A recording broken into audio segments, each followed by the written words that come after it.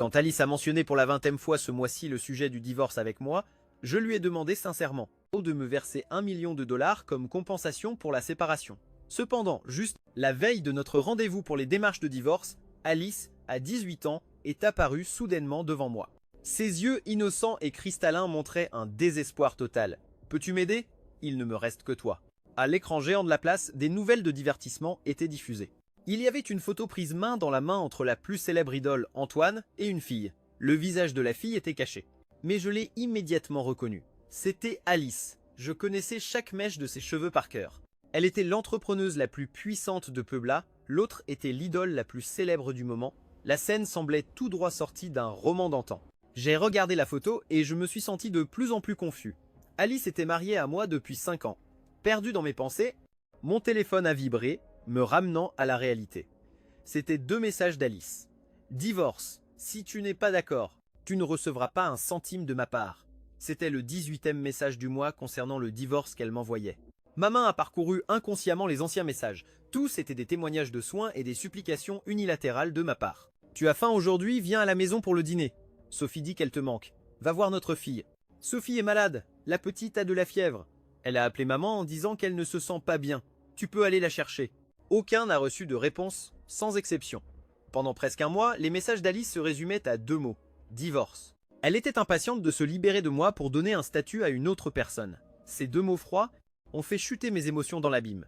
Elle ne se souciait ni du lien matrimonial, ni de la vie de notre fille. Ma fille Alice s'appelle Sophie. Cela faisait longtemps qu'elle ne s'était pas vue.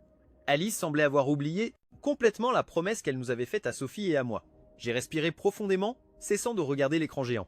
En me retournant, j'ai heurté une fille. J'ai porté ma main à mon menton et levé les yeux. C'était Alice. Non, ce n'était pas Alice. Le regard dans ses yeux était complètement différent de l'ambition de l'Alice actuelle. Tout à coup, elle a saisi mon poignet. Je t'ai enfin trouvé. Elle portait une robe blanche fine, avec des cernes montrant une légère fatigue, mais son regard était clair. C'était la seule Alice de 18 ans me laissant bouche bée. Comment pouvais-je voir quelqu'un d'aussi identique? J'ai ouvert grand les yeux, ne pouvant croire ce que je voyais. Était-ce un voyage dans le temps, une résurrection, un décalage temporel? Une série d'hypothèses a traversé mon esprit, mais face à son regard, je n'ai temporairement pas pu dire un mot. Nous nous sommes assis. Nous étions dans un café. Au début, je ne pensais pas lui prêter attention, mais elle m'a fermement tenu la main, sans lâcher. En public, discuter avec une fille de cet âge n'était pas facile, alors je l'ai emmenée dans un endroit plus calme. La jeune Alice me regardait attentivement, me faisant me sentir complètement déconcerté. J'ai détourné le regard, n'osant pas regarder directement ses yeux ardents. Je peux dire ce qui m'inquiète. La fille, un peu timide, s'est touché le nez, mais son expression montrait de l'enthousiasme. C'est incroyable, mais je suis Alice d'il y a 10 ans. Cette année, j'ai juste eu 18 ans. Je ne sais pas comment je suis arrivé ici, je ne sais pas comment revenir. Je peux seulement te chercher parce que je veux juste te voir toi. La raison me disait que c'était absurde, mais mon cœur ne pouvait pas prononcer un mot. Elle était trop ressemblante et le sentiment dans ses yeux me faisait presque m'effondrer, mais je repris bientôt contenance. Après plusieurs années de mariage, j'avais vécu suffisamment de petites déceptions et j'avais durci mes émotions. Tout ce que tu dis est vrai. Si je ne veux pas m'impliquer, qu'est-ce que ça fait? Occupe-toi de toi-même, j'ai des choses à faire. Cela dit, je me suis levé pour partir, laissant l'avenir s'en charger, mais immédiatement Alice a lâché une série de détails qui m'ont fait m'arrêter. Je suis vraiment Alice. Ton nom est Didier, tu aimes la coriandre, tu détestes les oignons, tu haïs tous les snacks à base de tomates, mais tu adores la tomate fraîche. Tu es allergique aux œufs, tu ne peux pas manger de gâteau aux œufs, tu ne peux pas manger de homard, encore moins de fruits de mer. La personne que tu aimes le plus est Alice. La personne que j'aime le plus, c'est aussi toi. Elle a énuméré chaque détail, des goûts aux préférences, et tout était exact. Quand elle était fière, ses sourcils se levaient comme un petit chien attendant mes éloges. Mais plus j'écoutais, plus cela me faisait mal. Ce sont des mots que je n'avais pas entendus depuis longtemps, tandis que cette année, ce que j'entendais le plus, c'était l'Alice actuelle dire « Didier, s'il te plaît, ne fais pas tant de bruit, tu peux arrêter de faire tout ce scandale. » Au moment du divorce, mes nerfs se sont tendus. Inconsciemment, je me suis réassis. La fille devant moi a remarqué mon émotion et ses yeux se sont remplis d'affection. Non, je n'ai pas osé regarder directement. J'ai pris une gorgée de café pour paraître calme. Tu te trompes, en réalité, la personne que j'aime le plus, c'est l'argent. Alice est restée surprise, mais a ensuite souri doucement. Vraiment, j'ai déjà gagné beaucoup d'argent pour toi. Oui, maintenant elle était très riche. Vêtements, chaussures, montres, tout en édition limitée. Nous avions l'habitude de vivre avec notre fille dans un manoir de dizaines de millions. Au fil des ans, le travail d'Alice a grandi, elle est devenue plus occupée. J'avais de l'argent à revendre, mais un vide dans le cœur. Alice a commencé à venir moins à la maison. En voyant tant de jeunes actifs, elle a commencé à détester tout chez moi.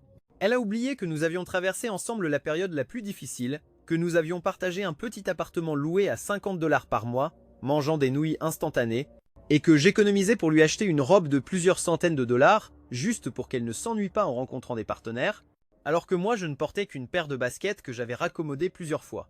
J'économisais pour lui acheter des cosmétiques chers, des produits de soins pour la peau. J'espérais que ma femme puisse atteindre des sommets plus élevés et briller intensément, mais à la fin, elle a juste dit une phrase « Didier, tu n'es plus jeune ». Pendant ce temps, autour d'Alice, il y avait un groupe de jeunes qui flirtaient activement. Quand l'enthousiasme du mariage s'est éteint, elle voulait juste se débarrasser de moi au plus vite. Les pensées se bousculaient dans ma tête et, sans m'en rendre compte, j'ai regardé par la fenêtre. Les mots d'Alice résonnaient encore. Sa voix était toujours chaude, mais je n'avais plus le cœur à l'écouter. L'apparition d'Alice a réveillé tous mes souvenirs. De l'extérieur, j'avais l'air calme, mais mes yeux ne pouvaient se contrôler. Alors j'ai fermé les yeux, respiré profondément et ouvert les yeux pour ne pas laisser couler mes larmes. En me voyant silencieux, Alice est devenue un peu impatiente et a demandé « Qu'est-ce qui se passe? Tu ne te sens pas bien ?» J'ai secoué la tête sans vouloir dire quoi que ce soit. L'ambiance est devenue un peu froide et Alice a commencé à parler. « Didier, tu as déjà réalisé ton rêve. Tu es devenu un bon avocat. Depuis combien de temps sommes-nous mariés maintenant? Probablement 5 ans, car c'est ce que nous avions convenu. Didier, nous avons déjà une adorable fille. Tu as un chat. Veux-tu que je devine? Je suis sûr que toi et moi avons déjà acheté une énorme maison. » Elle parlait de plus en plus avec enthousiasme, tandis que je ressentais un nœud dans la gorge. Tout à coup, le réveil a sonné. J'ai respiré profondément pour me calmer. Je dois aller chercher ma fille. Alice s'est immédiatement enthousiasmée. Nous avons sûrement une petite princesse. Allez, ne perds pas de temps. Je n'ai rien dit car Sophie était la chose la plus importante. Je me suis dépêché. Ma fille Alice était maintenant toute ma motivation pour ne pas effrayer Sophie. Alice ne m'a pas suivi et j'ai soupiré de soulagement. À cette étape finale de la vie, je voulais juste être avec Sophie, profitant silencieusement des derniers jours. Oui, j'étais sur le point de mourir en sachant que je souffrais d'une maladie héréditaire et que je ne vivrais pas au-delà de cette année. J'ai donné de longues vacances aux employés et j'ai démissionné de mon travail chez la société d'Alice pour rester à la maison comme homme au foyer à temps plein. Cela a donné encore plus de liberté à Alice. Elle a même dit « Être à la maison, c'est bien, tes études n'ont rien à voir, tu ne peux m'aider en rien ». Une phrase qui niait tout, et je n'ai pas discuté. J'ai commencé à amener et ramener ma fille à l'école chaque jour et à cuisiner personnellement pour elle. J'ai essayé de mémoriser tout sur ma fille. Je voulais même enregistrer les lignes de sa paume. Je déplorais mon destin, mais je devais aussi planifier l'avenir de ma fille. J'ai acheté une maison à Peubla avec tous les cadeaux préparés pour elle jusqu'à ses 30 ans, résultat de mois de planification minutieuse. Je ne pouvais pas l'accompagner pour grandir, mais je voulais qu'elle ressente toujours l'amour de son père sur son chemin vers l'âge adulte. Je n'ai pas approfondi la trahison d'Alice, car je devais d'abord penser à l'avenir de ma fille. Que deviendrait-elle si je mourais? Que se passerait-il si Alice ne l'aimait pas? Avec ces pensées, je suis arrivé à la porte du jardin d'enfants. Sophie a sauté joyeusement vers moi, innocente et rayonnante. Son sourire et les fossettes sur ses joues étaient identiques à ceux d'Alice. En la voyant, mon découragement a disparu, j'avais vraiment bien élevé ma fille. Sophie m'a vu en premier, a tendu le cou derrière moi, puis a baissé la tête, un peu déçue. Pourquoi maman n'est-elle pas venue me chercher aujourd'hui? Aujourd'hui, c'est mon anniversaire. Elle m'a pincé le nez. Je l'ai étreinte et lui ai parlé doucement. Sophie, sois gentille. Maman gagne de l'argent pour t'acheter une robe de princesse. Aujourd'hui était l'anniversaire de ma fille. Mais Alice montrait de l'affection pour une autre personne dans les nouvelles. Elle semblait avoir oublié Sophie. Dans mes bras, Sophie est passée de déçue à excitée, criant « Maman, papa, j'ai déjà vu maman !» Elle a sauté et agité les mains, saluant. Je suis resté immobile, me remémorant Alice, que je venais de voir. En me retournant, je l'ai vu sourire à Sophie. Sophie agita les mains avec enthousiasme et Alice a répondu chaleureusement. Les voitures qui passaient entre elles n'ont pas affecté le moment père-fille. Sophie a crié « Maman est occupée, je rentre à la maison avec papa ». En voyant la joie de ma fille, mon cœur a de nouveau souffert. Il suffisait de la voir une fois pour la rendre heureuse. Je ne lui avais jamais raconté la vérité, mais aujourd'hui Sophie était particulièrement active, parlant plus, racontant des histoires du jardin d'enfants, agitant bras et jambes partout. Nous nous sommes tenus par la main et sommes rentrés chez nous. À notre arrivée, il y avait déjà un gâteau et des cadeaux que j'avais préparés sur la table. Le cadeau était un collier de roses que j'avais fabriqué moi-même. À Sophie, ça a plu, elle l'a mis et a tourné sur elle-même tout en murmurant « J'aimerais que maman soit ici ». Elle a pris mon téléphone pour prendre de belles photos et a dit « Chérie, papa, envoie-les à maman ». J'ai souri en prenant quelques-unes de plus. « Chérie, tu es très belle, mais ne les envoie pas à Alice. Pourquoi douter maintenant de lui envoyer des messages ?» J'ai allumé les bougies pour ma fille, éteint les lumières, regardant Sophie prier avec les mains jointes. Elle a mis la couronne, souhaitant que l'année prochaine sa mère, son père et elle soient en bonne santé. Sophie a soufflé les bougies et la pièce est devenue sombre. Je lui ai caressé la tête, me suis levé pour essuyer mes larmes et allumer la lumière du salon. Je n'ai osé regarder vers le bas sans regarder son visage. « Sophie, si papa parle trop tarde, tu me blames !» J'ai coupé le gâteau et l'ai mis dans une assiette pour Sophie. Elle a mangé joyeusement et j'ai souri en la voyant contente. Je lui ai mis un peu de crème sur le visage. Sophie a fait une moue, adorablement câline, que c'était adorable. D'un clic, la porte du manoir s'est ouverte. Alice était revenue. Elle tenait une boîte à la main. L'arôme du parfum persistait encore sur elle, le parfum qui représentait sa marque. Sophie ne comprenait rien de cela et a couru comme une flèche pour embrasser ses jambes. « Maman est venue jouer avec moi pour mon anniversaire. » Alice s'est accroupie et a étreint la petite. « C'est ça, Sophie. » La petite agita bras et jambes joyeusement, mais j'ai vu un instant de confusion sur le visage d'Alice. En réalité, elle ne se souvenait pas que c'était l'anniversaire de Sophie aujourd'hui. Sophie s'est appuyée sur ses bras, souriant radieusement. Alice semblait un peu impatiente, regardant de temps en temps l'horloge. J'ai regardé par la fenêtre. J'ai vu une voiture garée devant le manoir. À l'intérieur se trouvait un homme. C'était Antoine. J'ai voulu me fâcher, mais le médecin m'a dit que je devais éviter de m'énerver pour vivre plus longtemps, pour être plus longtemps avec Sophie. Tout à coup, je me suis rappelé il y a 3 ans quand Alice commençait sa carrière. Elle était très fatiguée et devait parfois travailler toute la nuit au bureau. Je veillais sur elle, faisais son travail à sa place. Parfois, je lui cuisinais des bouillons nutritifs et elle me disait que c'était moi qui avais besoin de me nourrir. Sophie est encore petite, tu travailles toujours et prends soin de la petite, c'est plus dur. Je l'aimais et elle m'aimait aussi.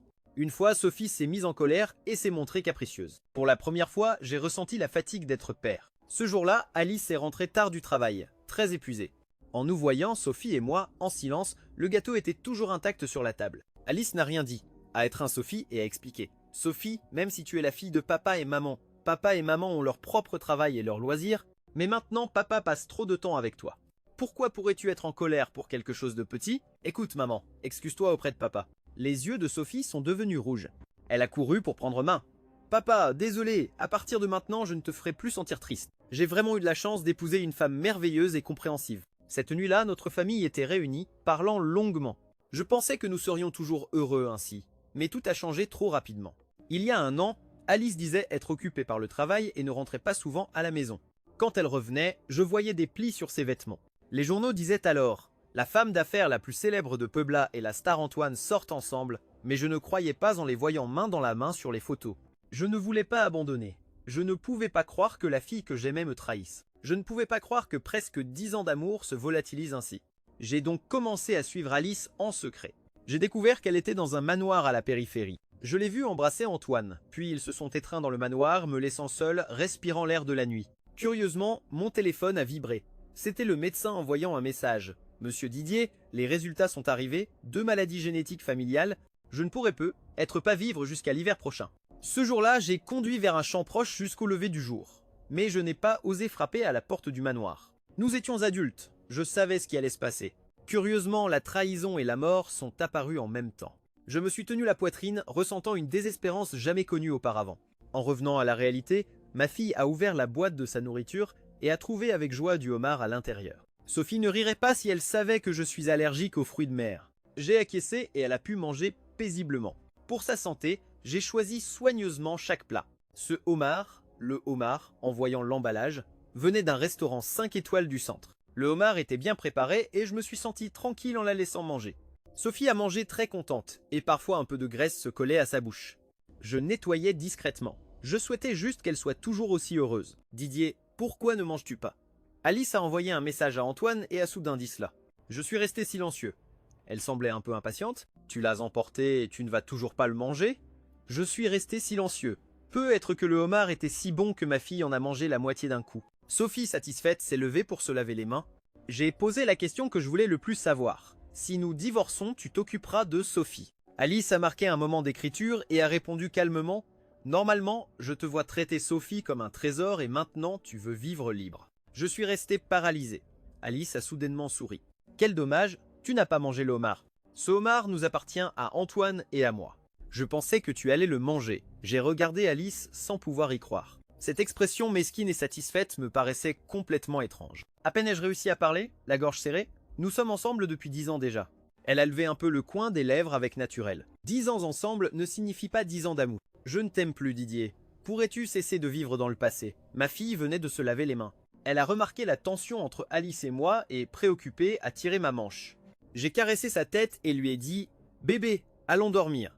J'ai emmené Sophie dans sa chambre et dehors, j'ai entendu Alice fermer la porte. Elle rentrait rarement à la maison et aujourd'hui elle est revenue juste pour m'humilier, moi et ma fille.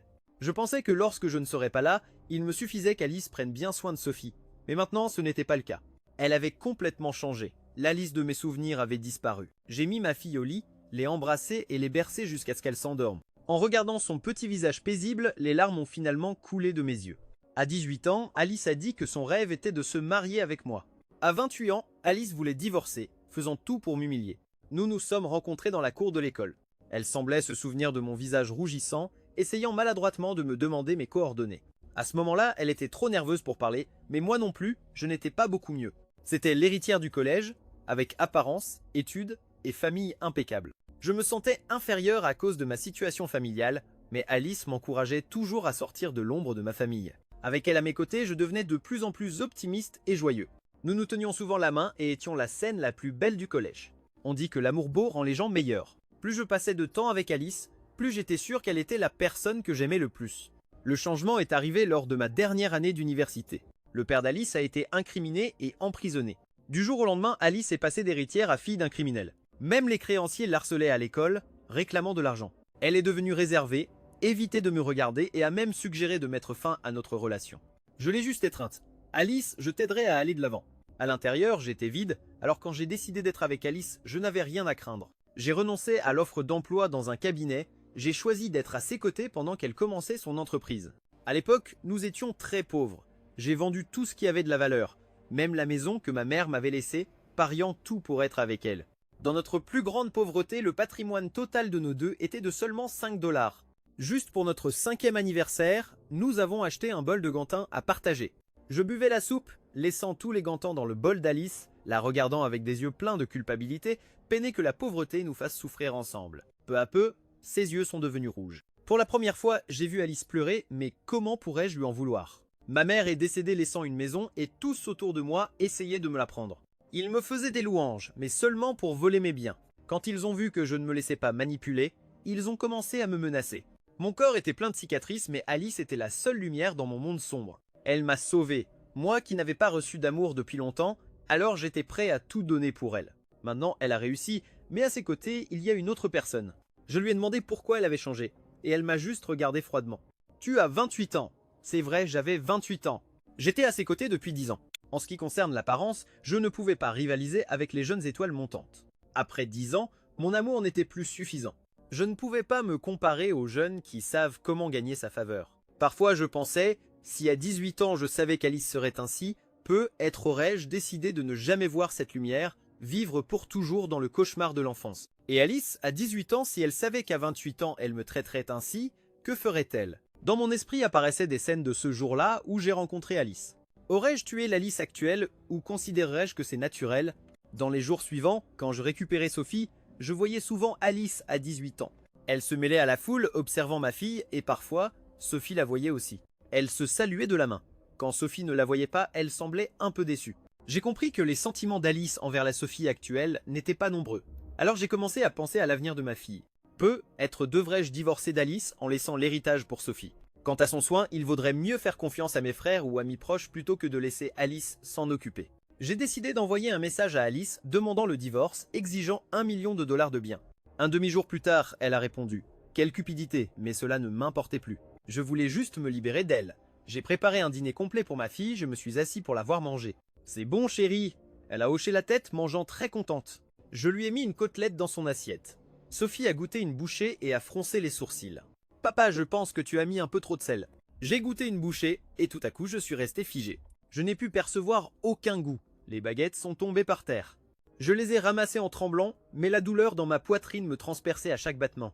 Ma fille a sursauté, mais a réagi plus vite que moi. Elle a ramassé les baguettes et a couru dans mes bras. Papa, pourquoi ton visage est si pâle? J'ai essayé de contenir la douleur en caressant sa tête. C'est juste que papa n'a pas assez dormi. Allons manger. Sophie m'a embrassé sur la joue et a continué à manger. Je l'observais en silence, sans me fatiguer. Tout à coup, Sophie a parlé. Papa, cette semaine il y a une activité pour les parents, nous devons y aller ensemble. Je ne sais pas si maman pourra venir. Son visage reflétait l'illusion qu'elle ne pouvait pas cacher. Je ne savais pas quoi dire. Alice ne nous aimait plus. Sophie sembla percevoir quelque chose et baissa la tête. Ce n'est pas grave, papa. Je peux y aller seule. Je lui ai doucement caressé la tête. Maman voudrait sûrement aussi y aller avec toi. L'image d'Alice est apparue dans mon esprit. Elle n'avait que 18 ans, mais bon, ces derniers jours, je ne l'avais pas vue. Elle était sûrement déjà revenue dans le passé. Le lendemain, après avoir conduit ma fille à l'école, j'ai soudain vu Alice à 18 ans. Après plusieurs jours sans la voir, elle avait l'air très mince. Elle s'est approchée de moi et avant que je ne puisse poser des questions, elle a parlé en premier. Didier. Alice, elle est infidèle. Je l'ai juste regardée en silence. Alice de 18 ans s'est soudain agitée. Non, ça ne peut pas être. Elle ne peut pas être infidèle. Didier, as-tu remarqué quelque chose d'étrange à la maison? C'est sûrement qu'Alice est juste malade. Comment pourrait-elle aimer une autre personne? Elle a agité les bras avec force et a pris mon bras. Une marée m'a envahi. Le monde semblait tourner. En me réveillant, j'étais encore à l'hôpital. Alice me regardait avec un visage triste, les yeux rouges comme si elle avait pleuré. Elle m'a proposé la soupe de viande aux herbes que j'aimais. Mange-le, ne laisse pas la faim te gagner. La jeune de 18 ans ne pouvait pas cacher ses sentiments. Elle essayait de garder son calme dans la voix, mais son froncement de sourcils trahissait tout. J'ai soupiré et en regardant l'horloge, il était déjà plus de 18 heures. Ma fille était déjà sortie de l'école et un torrent d'inquiétude m'a envahi. J'ai essayé de retirer la perfusion, mais Alice m'a arrêté. Je suis déjà allé chercher Sophie. Tu finis juste l'infusion. Tranquille. Alice à 18 ans était vraiment responsable. J'ai regardé ses yeux sincères, ne sachant pas quoi dire. J'ai baissé la tête, retenant mes larmes. Alice s'est remise à pleurer devant moi. Didier, que puis-je faire? Comment puis-je te sauver? Elle s'est couverte le visage, n'osant pas me regarder. Le docteur a dit que mon corps était déjà à bout. Pourquoi ne pouvais-je pas me sauver moi-même? Elle était terrifiée et se blâmait. Si je savais quelque chose en médecine, il y aurait sûrement un moyen de te sauver. J'ai essayé de la consoler, mais une quinte de toux est survenue. Alice m'a donné du papier pour nettoyer ma bouche et, 5 minutes plus tard, tout est sang. Elle m'a regardé. Ses yeux reflétaient la douleur et le désespoir. J'ai voulu me fâcher contre elle, mais je ne pouvais pas. J'ai pris sa main et à ce moment-là, le téléphone a sonné. C'était Alice. J'ai voulu raccrocher, mais elle a attrapé le téléphone et a répondu. Sa voix a résonné dans l'écouteur. Didier, le contrat de divorce est sur ta table. Une fois signé, tu peux m'envoyer la notification et être libre. Pourquoi ne veux-tu plus divorcer? Ai-je voulu lui crier, mais ma gorge était rigide. Alice a ri avec mépris. Tu ne vaux vraiment rien. Le téléphone est resté silencieux pendant une demi-seconde. Puis une voix jeune et moqueuse a dit « As-tu trouvé une nouvelle maison ?» Avant que je puisse réagir, la ligne a été coupée. Je me suis forcé à rester calme, me disant « Peu importe, j'ai $1 million. Je le laisserai pour Sophie. » Alice de 18 ans m'a regardé, souriant de manière forcée. « Je suis désolé, Didier. J'ai souri, mais j'étais trop faible. » Le sourire semblait sinistre. Elle n'avait pas de culpabilité. Je ne pouvais pas blâmer Alice de 18 ans juste parce qu'Alice de 28 mètres avait trahi. Je ne doutais pas de la sincérité de ses sentiments, je regrettais juste que la sincérité puisse changer si rapidement. Elle m'a serré fort, sans dire un mot. J'ai senti son dos trempé, des larmes coulaient. Elle murmurait « Je suis désolé, je suis désolé ». Je lui ai doucement caressé le dos, ne sachant que dire. Quand l'infirmière a retiré la perfusion, je l'ai regardée et j'ai souri. « Merci, mais je dois vraiment partir maintenant. » Elle n'était pas tranquille, elle m'a accompagné jusqu'à l'entrée de la résidence. Avant de partir, je l'ai observé s'éloigner, me remémorant les moments romantiques de l'université. Parce qu'un jour, nous nous sommes vraiment aimés. J'ai toujours trouvé impossible d'accepter qu'Alice change. Je savais que j'étais déjà proche de la fin de ma vie, mais je ne voulais pas m'arrêter là. En arrivant chez moi, j'ai vu ma fille concentrée à écrire, fronçant les lèvres avec tendresse, si adorable que je ne pouvais pas détacher mon regard. Elle m'a étreint fort. « Papa, demain il y a une activité pour les parents à l'école. » Tout à coup, je me suis rappelé que j'avais un engagement, mais ma fille semblait comprendre. « C'est bon, si maman ne peut pas, tant que tu y vas, c'est suffisant. » Je lui ai caressé la tête. « Papa demandera à maman si elle peut venir, d'accord ?» Elle a hoché la tête avec obéissance. Je suis retourné dans ma chambre et j'ai vu le contrat de divorce sur la table. Les lettres soigneusement imprimées portaient le nom d'Alice. J'ai soupiré. 10 ans d'amour arrivaient enfin à leur fin, et peut être que ma vie touchait aussi à sa conclusion. J'ai envoyé un message à Alice. Demain Sophie a une activité pour les parents. Tu viens? Ensuite je signerai le contrat de divorce. Il n'y a pas eu de réponse. J'ai tout compris. En signant le contrat de divorce, en écrivant mon nom, Didier, mes mains tremblaient.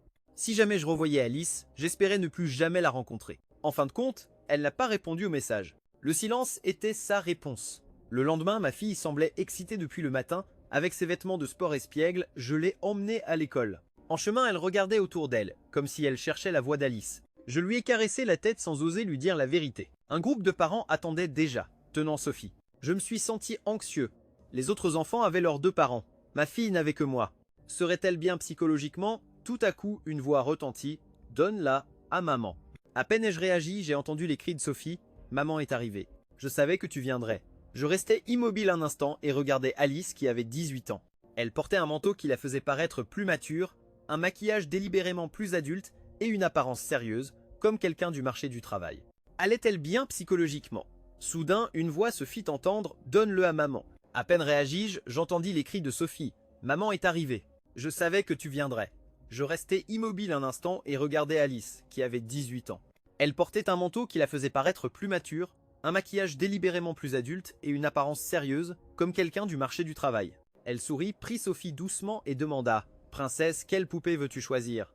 Sophie désigna le panda au centre. « Je veux celle-ci, mais je dois d'abord gagner la première place. » Alice caressa le nez de ma fille avec tendresse. « Maman relèvera le défi, c'est sûr. » Elle la prit dans ses bras et participa à chaque activité avec elle. Je l'observais et ne pus m'empêcher de sourire, surtout en voyant Alice avec cette apparence mature.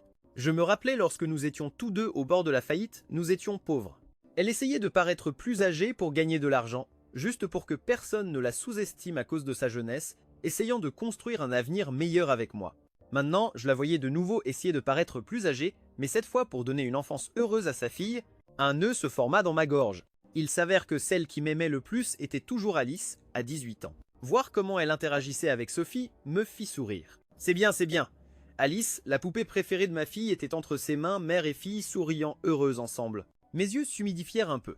Avant de mourir, voir cette scène était peu, être une occasion de remercier Dieu.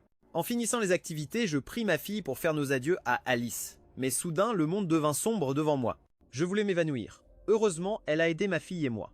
Je m'efforçais de rentrer chez moi, pris tous mes médicaments et me couchais. Aujourd'hui, j'étais épuisé.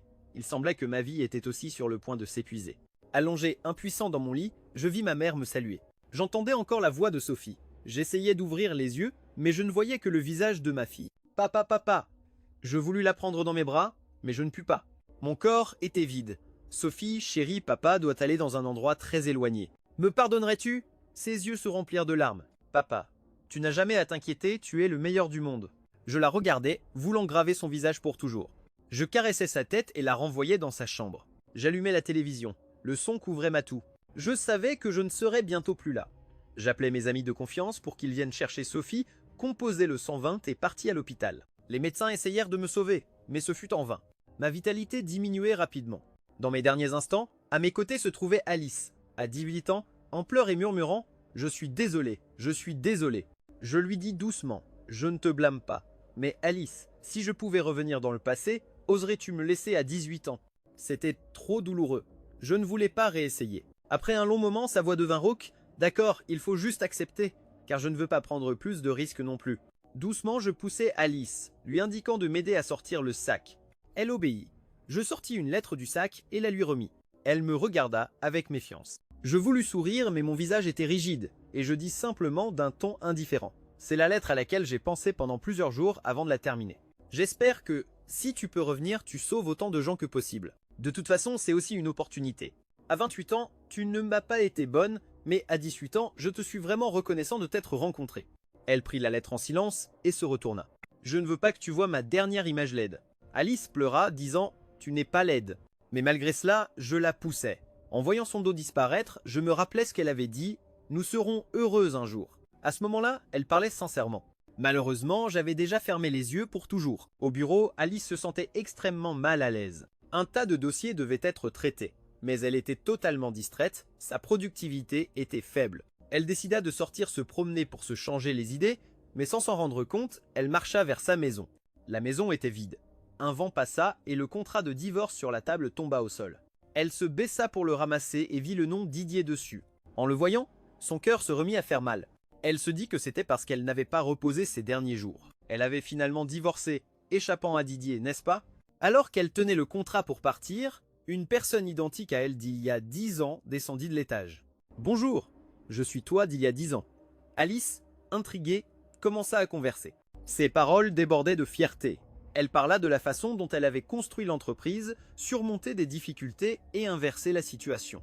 Elle se vantait de son talent et de ses réalisations, mais la fille devant elle ne faisait que sourire avec sarcasme. Chaque phrase mentionnait Didier. Chaque phrase ignorait les sacrifices de son mari. Alice voulut se justifier, mais la fille d'il y a 10 ans la vainquit immédiatement. En se réveillant, Alice se retrouva attachée à une chaise, la bouche scotchée. Elle était furieuse, mais la fille ne faisait que sourire et parlait de combien Didier était merveilleux. Du mépris, Alice finit peu à peu par se taire, pensive. Elle se rappela de nombreux souvenirs. Seul Didier et elle les partageaient. Plus la fille parlait, plus Alice devenait pensive. Elle regarda le contrat de divorce dans le sac et son cœur se remplit de regrets. La fille lui tendit un papier et dit « Laisse toute la propriété à ta fille, signe vite ». Alice voulut résister mais elle ne pouvait pas bouger. Il ne lui resta plus qu'à signer, pensant qu'elle pourrait le modifier plus tard. La fille la regarda avec un mélange de respect et de ressentiment. Heureusement que finalement Didier était à tes côtés. Alice fixa la fille devant elle, mais ne put rien dire. La fille entra silencieusement dans la cuisine et alluma le gaz. Cette maison était l'endroit où Alice et Antoine avaient l'habitude de se retrouver. Si elle se perd, tout se perd. Le lendemain, deux nouvelles causèrent une commotion. D'abord, la célèbre femme d'affaires Alice mourut dans une fuite de gaz dans la villa de banlieue. Les caméras enregistrèrent 2 personnes entrées. Mais sur la scène, seul un corps fut trouvé. Alice laissa toute sa propriété à sa fille biologique. Point, point, point, point, point. L'histoire change de perspective pour Alice. Extra, je ne comprends pas pourquoi, mais je suis revenu à mes 17 ans. À ce moment-là, je n'avais pas encore rencontré Didier. Me souvenant de son regard suppliant avant notre séparation, je décidai que dans cette vie, je ne l'aimerais pas. Je ne craignais pas la solitude, mais je craignais qu'il ne souffre à nouveau à cause de moi. Après les examens d'entrée à l'université et avoir complété mes dossiers, je ne choisis ni l'Université du Nord ni le cursus en finance. Avant, mon rêve était de reprendre l'entreprise familiale, mais cette fois, je décidai d'étudier la médecine. Je voulais aider plus de gens, alors je laissais de côté tout le temps qui aurait pu me rapprocher de Didier et étudier et vécu seul. Parfois, certains garçons me faisaient des déclarations, mais cela ne m'importait pas. Je voulais juste me plonger dans les livres, avancer en silence. À 22 ans, grâce à la lettre que Didier m'avait envoyée l'année précédente, mon père put éviter plusieurs dangers et ma famille ne subit aucun revers. Plus tard, en faisant ma maîtrise, juste à un moment critique, grâce à mes prévisions, le pays évita plusieurs pertes. Mes collègues me valorisaient encore plus. Grâce à leurs recommandations, je pus faire mon doctorat. Tout cela était un rappel de l'esprit de Didier, mais ce n'était pas encore suffisant. Je devais apprendre beaucoup plus. À 28 ans, je trouvais un médicament qui pouvait guérir la maladie génétique de Didier. Je voulais aussi confirmer son efficacité, mais le temps n'attend personne. Didier fut amené devant moi. À ses côtés, une femme me suppliant de le sauver. Je ne voulais pas prendre de risques. Je me reprochais d'avoir mis tant de temps à trouver un traitement, mais Didier ne pouvait pas attendre. Avec toutes les incertitudes, je décidai d'essayer d'autres médecins. Ils me consolèrent, c'est la seule façon d'avoir du succès. Même s'il n'y a qu'une chance sur 10, même si cela échoue, c'est normal. Dans un avenir pas trop lointain, il y aura sûrement du succès. Mais ils ne savaient pas que la personne que je voulais le plus sauver était Didier. Pendant l'opération, je me concentrais complètement. Je ne me permis pas d'échouer. Enfin, la chirurgie fut un succès. Je sentis que mon corps était épuisé, mais en voyant Didier se rétablir jour après jour, je ressentis un vrai bonheur. À ses côtés se trouvait une femme qui s'occupait de lui de tout son cœur. Ils semblaient vraiment bien ensemble, peut être plus adapté pour lui que moi-même. À 28 ans, quand il avait 30 ans, Didier amena sa fille me voir pour un contrôle. Il dit « Il y a plus de 30 ans. C'est toi qui m'as sauvé. J'ai confiance en toi. » Je souris et acceptai, mais mes yeux se remplirent de larmes que je ne pouvais contenir. La fille de Didier n'avait plus de fossettes, mais elle était toujours belle, comme son père. Après l'avoir examinée, je me traînais, épuisé, jusqu'au terrain de basket-ball d'une université. C'était là que je rencontrai Didier pour la première fois. Le coucher de soleil tombait magnifiquement, aussi beau que Didier lui-même. Peut être que ce choix était le meilleur pour nous deux. Fine.